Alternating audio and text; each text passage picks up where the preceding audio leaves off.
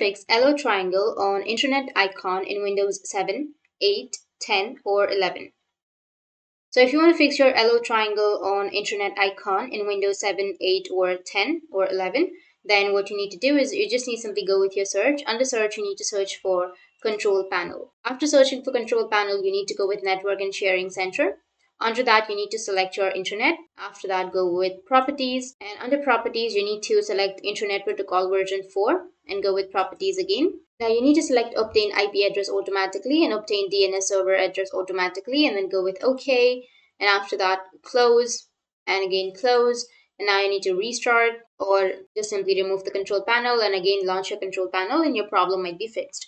If that doesn't fix your problem, then again go with your Wi-Fi, go with properties, select internet protocol version 4. After selecting, go with properties again, and here you need to go with use the following IP address. And before that, you need to open up your command prompt at first. Search for command prompt, go with run as administrator, click on yes, and under your command prompt, now you just need simply enter IP config and hit the enter. After hitting the enter, here you will have your IP address. So here, as you can see, that you will have your IP address, your subnet mask, and your default gateway, right? So you need to enter that information right here. So enter the IP address from here, and then the subnet mask and your default gateway. Once you've entered all of these information, now you're on the preferred DNS server. You need to enter 8888, and on the alternate DNS server, you need to enter 8844 and then go with OK. And after that, again go with OK